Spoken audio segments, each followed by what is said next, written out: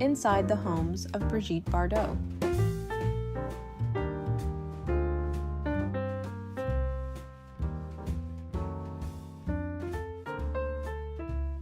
Brigitte Bardot was one of the most photographed women of the 20th century, yet all she ever wanted was to disappear. Behind the glamour and global fame, she longed for privacy, quiet, and refuge from the world. Throughout her life, she lived in a series of remarkable homes, each reflecting a different chapter of her story. From Parisian apartments to sunlit retreats in the south of France, these spaces reveal the woman behind the icon. Today, we step inside 8 of the homes Brigitte Bardot called her own, uncovering how each one mirrored the life she was living at the time. You're watching Cultured Elegance. Make sure to like, subscribe, and become a channel member for access to exclusive content. Rue de la Pompe. Born on September 28, 1934, Brigitte Bardot spent her early childhood in a grand 9-room apartment on Rue de la Pompe, in the heart of Paris's 16th arrondissement. She was raised in an affluent and deeply traditional household, shaped by the values of the French bourgeoisie. Her father, Louis Pilou Bardot, was an industrial engineer whose life revolved around discipline, structure, and respectability. Her mother, Anne-Marie Mutel, came from a cultured Parisian family and devoted herself to cultivating refinement within the home, encouraging music, elegance, and proper social conduct. Biographer Geoffrey Robinson described the residence as a very chic address. The apartment featured fireplaces in nearly every room, long corridors stretching from the formal entrance to the servants' quarters, and balconies overlooking the elegant sweep of Place de la Muette. It was a home shaped by order and propriety, where appearances were carefully maintained and daily life followed well-defined routines. From an early age, Bardot showed artistic promise. Under her mother's guidance, she began studying classical ballet at the Conservatoire de Paris in 1949, developing the poise and physical discipline that would later become central to her screen presence. That same year, at just 15 years old, she appeared on the cover of Elle magazine, an image that caught the attention of aspiring filmmaker Roger Vadim and quietly marked the beginning of her public life. In 1952, at the age of 18, Bardot made her film debut in Le Trou Normand, signaling the emergence of a new cinematic presence that would soon reshape French popular culture. Yet even as her career began to take flight, she remained rooted in the carefully ordered world of her childhood home. The contrast between the refinement she was raised within and her growing desire for freedom would become a defining tension in her life, one that began within the walls of this Parisian apartment and followed her long after she left it behind. The apartment with Roger Vadim. In 1952, at 18 years old, Brigitte Bardot married filmmaker Roger Vadim and moved into a modest 2-room apartment on Rue Chardon-Lagache in Paris's 16th arrondissement. It was her first true step away from the structured world of her childhood and the first home she chose for herself. The apartment was simple and informal. A mattress rested on the floor. Furniture was gathered from flea markets, and nothing about the space was designed for display. It reflected a life being shaped in real time, guided by instinct rather than expectation. During these years, Bardot was just beginning to sense the direction her life might take. Her first steps into cinema had already been made, and her days were increasingly divided between film sets, rehearsals, and the quiet intimacy of this small apartment. Life was uncertain, creative, and deeply personal, far removed from the polish that would later define her public image. She lived here through the early years of her marriage, as her presence on screen slowly began to grow. Though modest in scale, the apartment represented something far larger: independence. It was a place where she learned to live on her own terms, discovering both freedom and vulnerability beyond the structures of her upbringing. This was not yet the world-famous Brigitte Bardot, but it was the moment she began becoming her. The countryside calls. In the years that followed her early marriage, Brigitte Bardot's life accelerated with astonishing speed. By the mid-1950s, she had become one of the most recognizable faces in European cinema. Films such as And God Created Woman, 1956, directed by Roger Vadim, transformed her into an international sensation and reshaped the image of female sensuality on screen.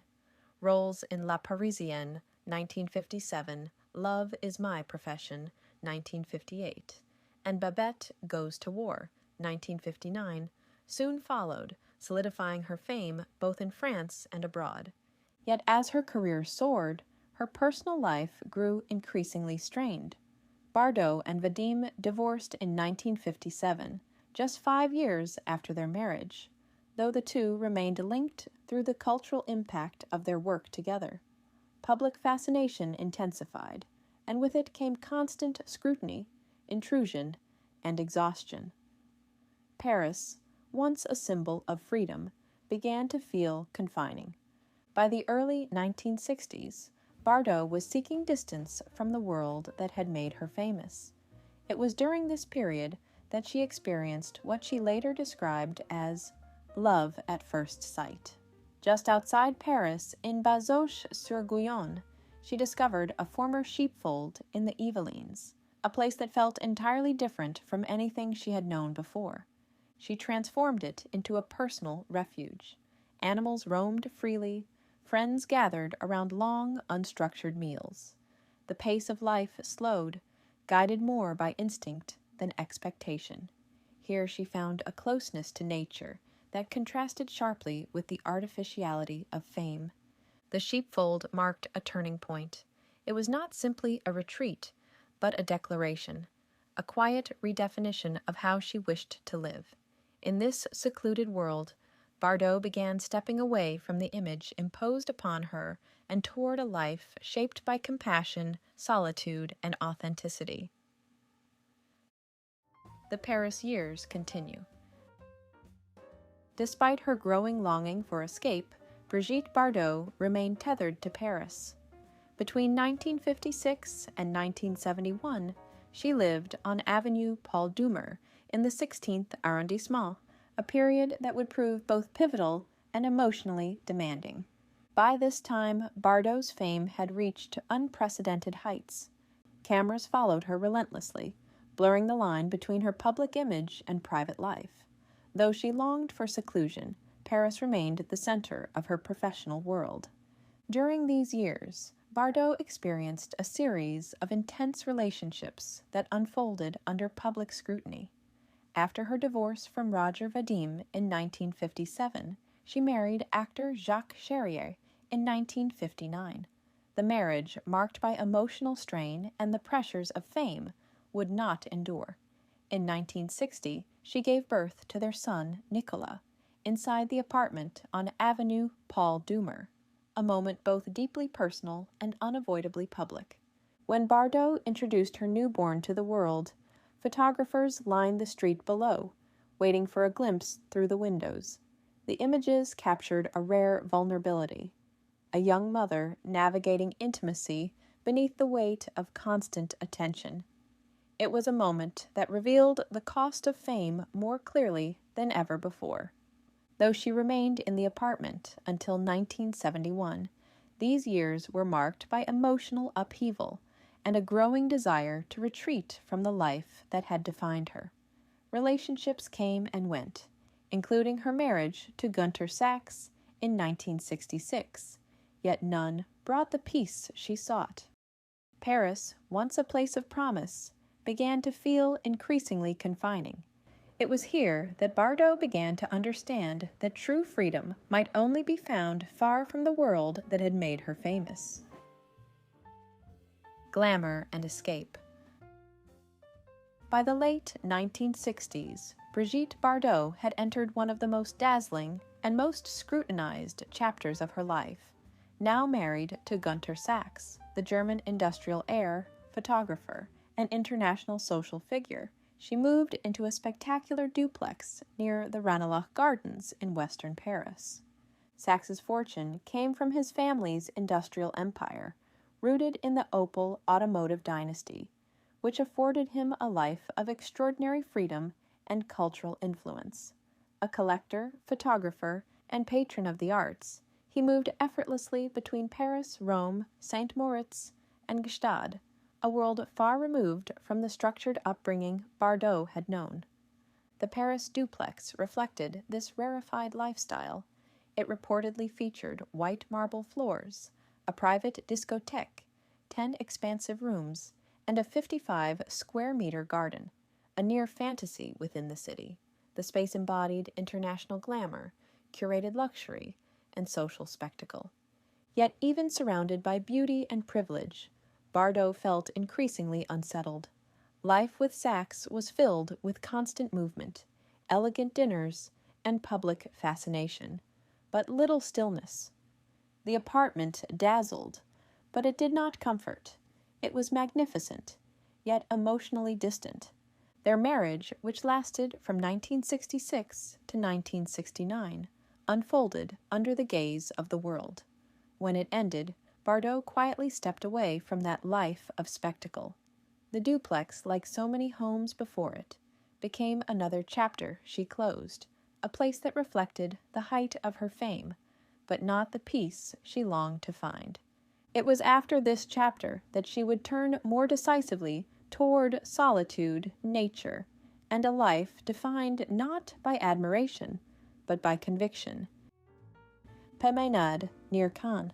Before settling permanently in Saint-Tropez, Brigitte Bardot spent a brief but formative period in Peymeinade, a quiet village nestled in the hills near Cannes. She rented a Provençal estate there, a property defined by sun-washed stone, gardens softened by age, and the gentle isolation of the countryside.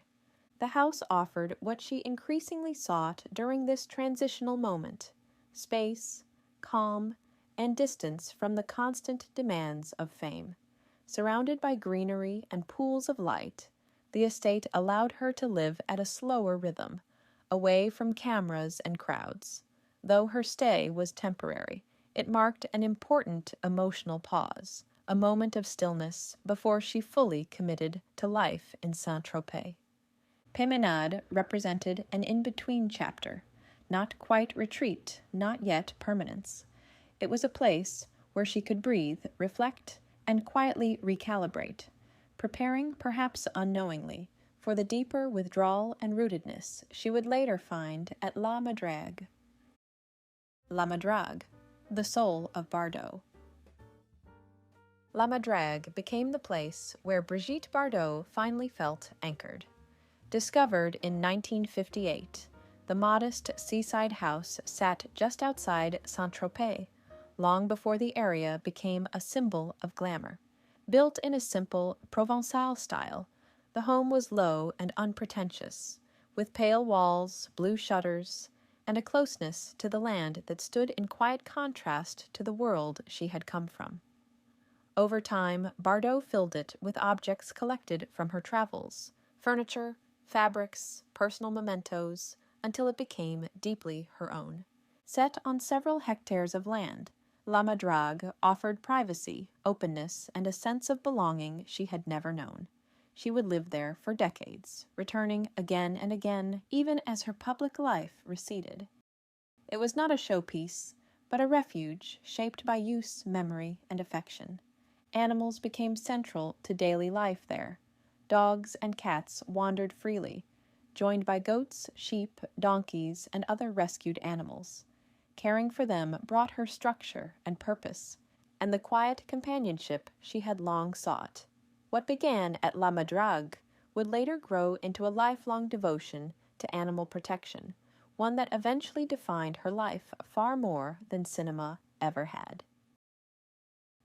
As her fame intensified, so did public fascination with her retreat. Boats gathered offshore, visitors lingered beyond boundaries, Restrictions were imposed, fines issued. Still she remained, not hidden, but rooted.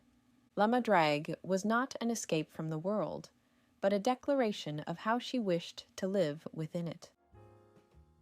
La Garrigue, her final refuge. Contrary to what many assume, Brigitte Bardot never sold La Madrague.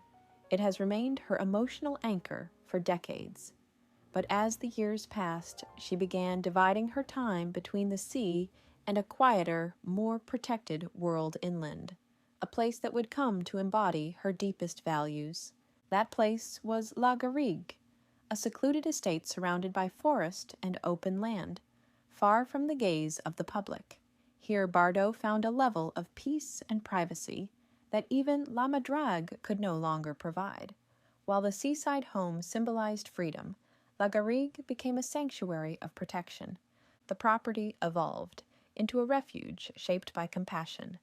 It included shelters for rescued animals, burial grounds where she laid them to rest, and spaces devoted entirely to care rather than display.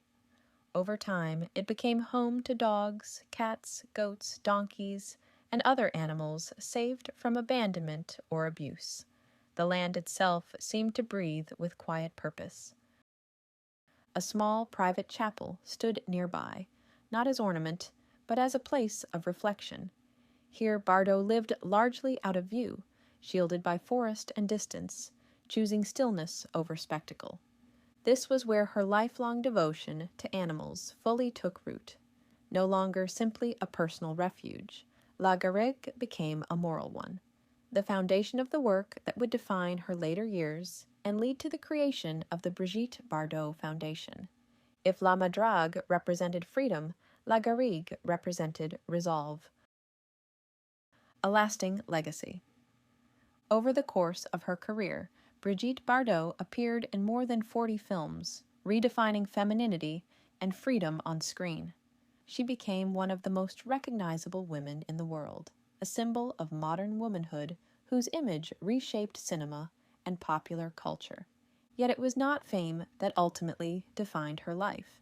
In 1973, at the height of her celebrity, Bardot made the radical decision to step away from acting. In the years that followed, she devoted herself almost entirely to the protection of animals, founding the Brigitte Bardot Foundation in 1986. Through her tireless advocacy, she fought against cruelty, defended the voiceless, and reshaped public awareness with the same conviction that once fueled her screen presence. In her later years, she lived quietly, far from the world that had once surrounded her, choosing solitude, purpose, and compassion over spectacle. When she passed away on December 28, 2025, she left behind far more than an image or a body of work. She left a life shaped by conscience, courage, and an unwavering sense of self. If you enjoyed this journey, be sure to like, subscribe, and consider becoming a channel member for early access to exclusive content. Thank you for watching.